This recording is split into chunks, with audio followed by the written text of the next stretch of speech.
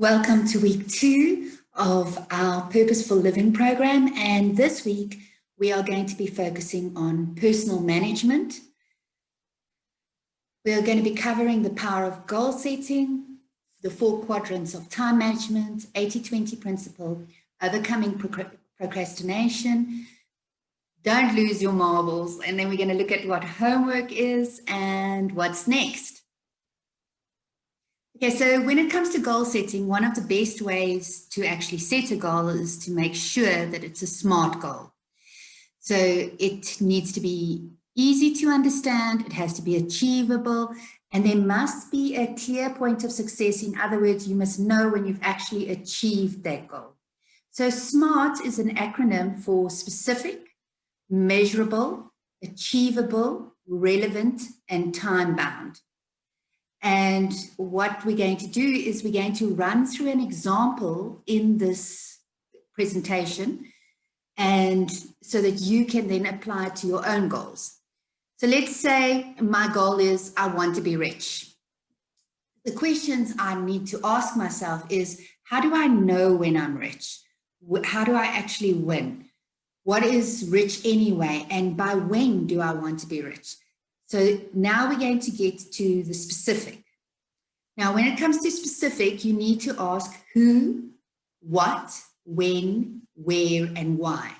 Now, in this case, the who is I, because I want to be rich. The what is, we've got to now actually focus it and say what I think rich means. So I want 6 million Rand in my bank account. By when I'm 55 years old. The where in this case is irrelevant. If we were, for instance, talking about I want to go on a holiday, we'd actually say where, Mauritius, Comores. Why? I would like to retire at 55 years old. Now that's specific. So we've got the who is the I, what, 6 million Rand, when by the time I'm 55, and why I would like to retire. What is very important too is the measurable. Okay, so we can only measure something if there's a number, if it's a yes or a no, or a true or a false. So in this case, my number is 6 million Rand. So if I, for instance, say I have, by the time I turn 55, I have 5,999,000 Rand in the bank, I have not reached my goal. I have not reached 6 million. If I have 6 million, I have obviously reached my goal. So 6 million Rand is measurable.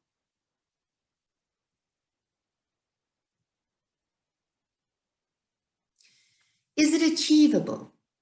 In other words, can I save 6 million Rand by the time I turn 55? I feel that I can. So yes, it is achievable. What is important to note when it comes to setting SMART goals is that your goal cannot be too easy because you're just going to put it off. And it also can't be totally unachievable because you'll realize in the beginning that it's not possible and then you're not even going to try. Is it relevant? And this is very important. So why do I want 6 million Rand in my bank account? Well, my why is so that I can retire. The why is very important because it actually links the goal to feelings. And that will make sure that you actually stay focused on the goal. So it is relevant. Time bound, I've said now I want the 6 million Rand in my bank account by the time I turn 55. I turn 55 on the 30th of January, 2029. So it's very specific. I'm not just saying when I turn 55, I'm actually putting a date to it. So my SMART goal, remember it was I want to be rich, which is rather a poor goal. It now becomes SMART, so I want 6 million Rand in my bank account on 30 January 2029 so that I can retire. You can see how that this is a much better goal than just I want to be rich. So let's talk about that. What's going to be very important once we've got our goal set is how we manage our time. And the time management matrix that we use is something that Stephen Covey developed, and it's part of his 7 Habits of Highly Effective People. And what you want to do is make sure that you look at these 4 quadrants. So we've got tasks, first of all. We've got urgent tasks, and these are normally the crises, the emergencies, pressing problems, deadline-driven projects, and last-minute preparations. Then we've got, and they are urgent and important. Then we've got not urgent and important.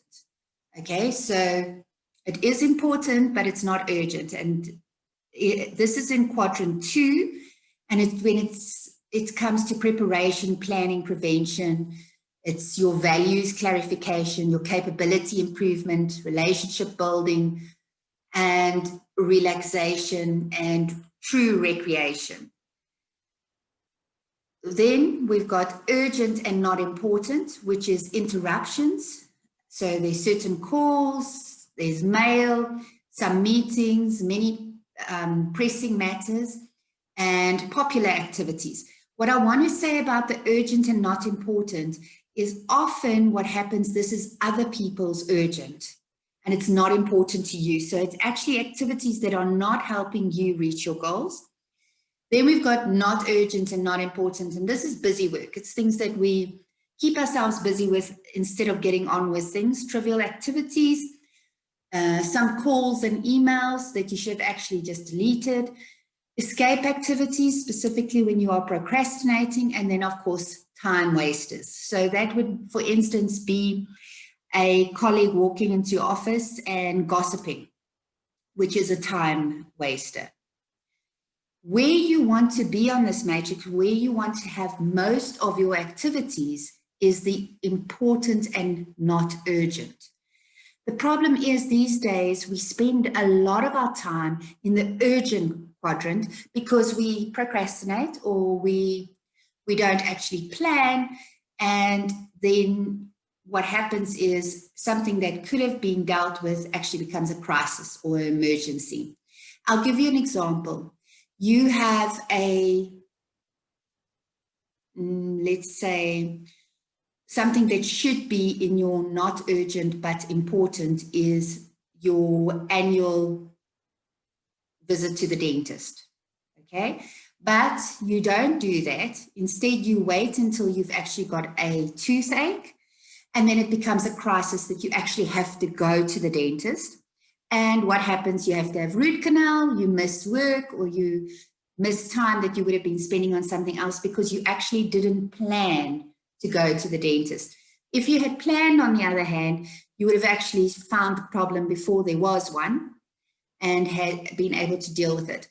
Another, for instance, a personal example is you have got certain relationships that you are supposed to be working on, but you wait until they are actually in trouble and then you have to address the crisis. The not important but urgent is, as I said, it's normally someone else's urgent and it's not important to you. So someone that will rush to you and say, oh, please, can you quickly do this? It's because they've left it too long and now it becomes your problem. And then the busy work could be, for instance, spending time on Twitter, spending time on the internet when you don't need to. Like I said a little bit earlier, gossiping. It's very important to take a look at where you are spending most of your time now so that you can actually get control over how you run your day. To what we're supposed to do once we actually implement the time management matrix is actually look what actions we need to take. So if it's urgent and important, you have to do it now. Okay, you actually don't have time to do it any other time. You can't procrastinate on it. You've now put yourself under pressure. Now, there are certain things that you don't have control over. For instance, if your child falls sick, it's urgent and important that you take your child to the doctor. Okay, but most of the time, a number of the activities in that urgent and important quadrant is because we haven't addressed something, we haven't planned. So they're not urgent, but important. You need to decide what and when you're going to do these things. You schedule a time to do it, you put it in your diary, and you make sure that you do it. Now, I know a lot of people's arguments are that they are extremely good crisis managers. This is, how would you know? Because if all you're doing is working under pressure, you've got no idea how good you are when you actually have the time to do something. The urgent but not important, try and delegate it. Who can do it for you? If it has to be done, who can do it for you? And then the not urgent and not important, the best way to handle that is delete it and eliminate it. Another very useful tool to use when it comes to focusing on the right things is the 80-20 rule. It's also known as the Pareto principle. So the most interesting thing about the 80-20 rule is the ability to analyze your goals and tasks differently. You will start to tackle what will give you the most results and bring you closer to what you want to achieve. Now, this will help you to focus and, more importantly, handle one task at a time. This will make an immense difference because, as we know, human beings are not as good at multitasking as we think we are. The whole idea is to actually look at all the tasks that you undertake during the day and look at which ones are the ones where you should be focusing. And you'll notice that 20% of your effort produces 80% of the results. And you need to be ruthless and intentional and start eliminating what is not bringing you results. Let's take a look at one of the biggest problems when it comes to reaching our goals, and procrastination happens to be a big obstacle for many people. Now, we usually do not mean to procrastinate, so you don't do it on purpose. Sometimes a 5-minute break can lead to an hour-long session of surfing the internet, and each person procrastinates for different reasons. And identifying the reasons for procrastination will help people overcome it. So firstly, there's stress. Now, being stressed and exhausted triggers a fight or flight response. Now, this reduces logical thinking and increases the chances of procrastination. So we have to look at how we take care of ourselves and how we are managing our stress. Secondly is fear. And now it's not only fear of failure, but fear of success. So if I achieve this, then what? Will the expectations be bigger then? And then thirdly, there's boredom. Now, some people naturally delay gratification better than others. And when we are bored, the desire for immediate gratification increases. So when you, for instance, can easily do a task, you think, oh, no, I can put it off, and you'll spend some time on the internet or have a chat with someone. And then that task happens to become a crisis instead of dealing with it sooner. So how do we actually deal with procrastination? The first thing that we do is your ability to select your most important task at any given time, and then to start on that task and get it done both quickly and well, will probably be the greatest impact on your success than any other quality or skill you can develop. If you nurture the habit of setting clear priorities and getting important tasks quickly finished, the majority of your time management issues will simply fade away. So yes, a few ways to get moving on those tough tasks. First of all, delete it. What are the consequences of not doing the task at all? And then I want you to consider the 80-20 rule. Maybe if it doesn't need to be done in the first place, then why have you got it on your to-do list, for instance? Secondly, delegate. If the task is important, ask yourself if it's really something that you are responsible for, or if someone else should do it. And you need to know what is going to bring you your best results again. For instance, if you have to cut the grass and you've got another task, you can always, for instance, hire someone to cut the grass because it's not going to bring you closer to the goals that you want to achieve. And then there is do it now. Now, postponing an important task that needs to be done only creates feelings of anxiety and stress. So do it as early in the day as you can. Asking for advice. Asking for help from a trusted mentor, for instance, a supervisor, partner, coach, or an expert can give you some great insight on where to start and the necessary steps for completing the project. Chopping it up, break large projects into milestones and then into actionable steps. As Bob Proctor used to say, break it down into the ridiculous. Huge things don't look as big when you break it down as small as you can. Obey the 15-minute rule. To reduce the temptation of procrastination, each actionable step on a project or whatever you're doing should take no more than 15 minutes to complete. So you have to chop actions down so that they are small enough to complete in 15 minutes. Have clear deadlines. Assign yourself a deadline for what you want to achieve and also have milestones. And you need to write it down in your day planner or your calendar. Make your deadlines known to other people so they will also hold you accountable. Give yourself a reward.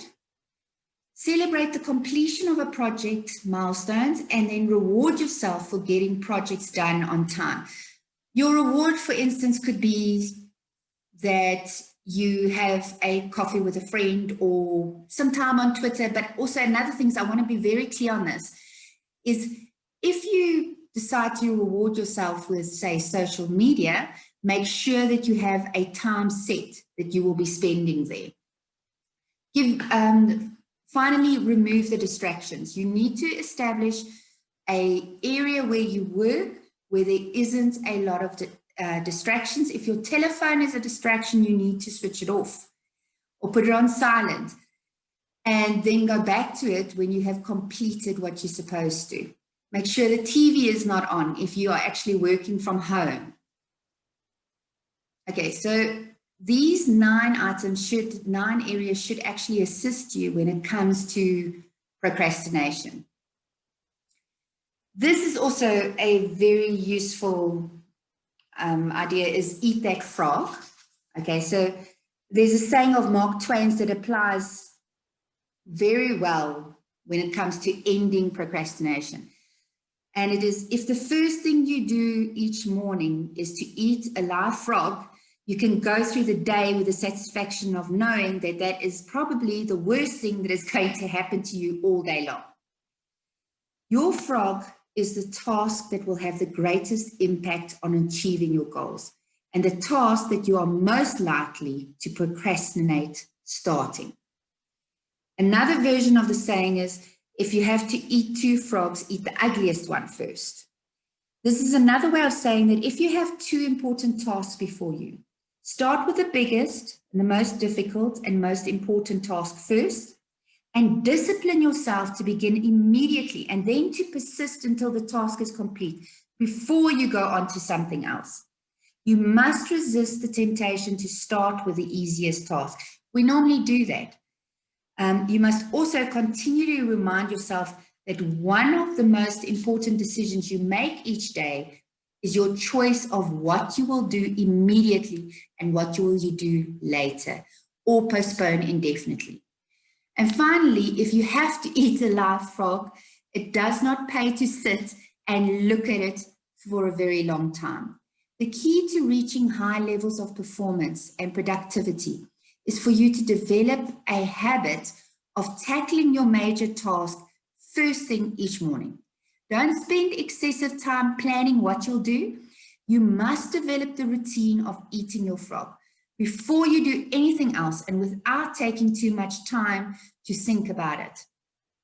What you have to realize what this does, once you've completed the most difficult task, is you actually develop confidence along the way. And it's most likely that you will stop procrastination because the fear will go away, and you aren't under this continuous stress and strain of having this frog in front of you.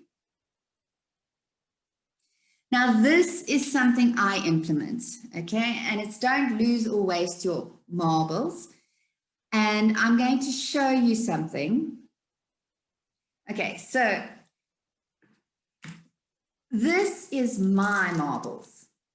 And I'll tell you how many marbles are in here and what I do with them. And I find it very useful when it comes to making sure I do not waste my time. So here is a sum I want you to do. I want you to take 70. I want you to minus your age from it, and you'll get a figure. Then I want you to take that and times that by 52. Now, the number of weeks you have until you turn 70, you'll get, that will be the figure. So here is my sum. If I take 70 and I'm turning 47 this month, that leaves me with 23. 23 times 52 equals 1,196. So in other words, I have 1,196 weeks until I turn 70. Remember, we spoke about the application that we're going to apply to everything that we'll learn during this program. So what I do, as I've shown you, I have got 1,196 marbles in my bowl. And at the end of each week, I take a marble out and I place it in another bowl. What I do is I sit with that marble and I actually think, how did I spend this week? Who did I spend the week with?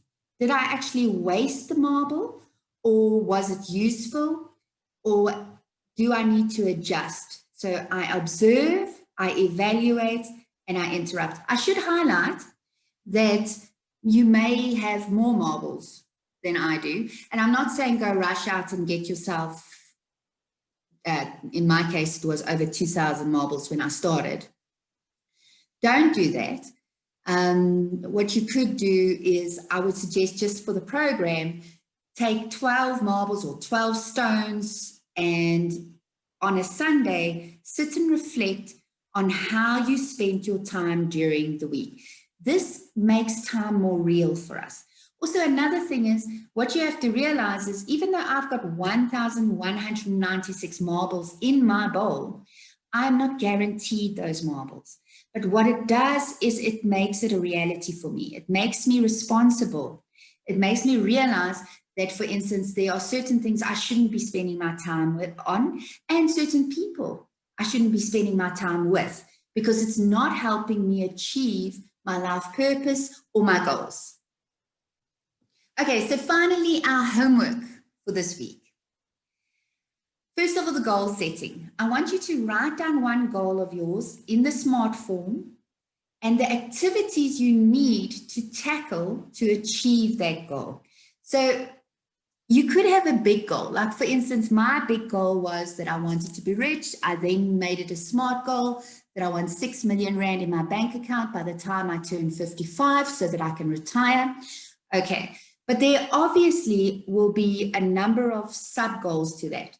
In my case, I would, for instance, the first thing that I'd have to work on is being debt-free. How would I become debt-free? I would then break it down into, I want to pay this account by this date, and I'll have several sub-goals under the main goal. The second item that I want you to take a look at is the matrix, the time management matrix, okay? Think about where you spend most of your workday or most of your day at the moment. Are you spending it all in urgent and important? So are you crisis managing and killing fires all the time? Or are you actually in your not urgent and important, we want to move most of our tasks into that second quadrant. To be more specific, I think it is important that you do task 3, because we have no idea where we actually spend our time. So you draw a time management matrix and you log your time for the next 3 days in 30-minute slots, because we often think we spend most of our time in not urgent and important, but that's not true. And I want you to be aware, remember, we have to be self-aware during this whole program. That's why we started with self-awareness. Task number 4, think of one activity or response you could change to shift more of your day-to-day into quadrant 2. And then number 5 is apply a chosen method to stop procrastination, and you're going to provide feedback on that next Sunday. So there's quite a bit of homework, but I think this is very important because it's going to actually link to everything we do over the next 12 weeks.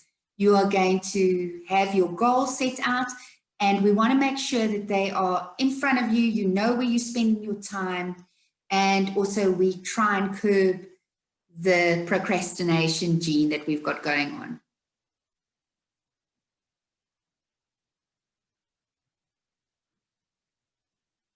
What's next? Well, we have our chat on Sunday. We used Zoom for this chat that we had on the 10th, and I'm thinking that worked well for the group. So our live chat on Sunday at 7 p.m. And then on Monday, the next video is around considerations, fears, and obstacles. Because as we go along the way, we actually have to have the tools to deal with those and recognize them. We also need to recognize the differences between considerations, fears, and obstacles. Thanks again for joining me. I really appreciate it. It's great to spend time with you. And again, if you have any questions or need help with anything, please send me an email.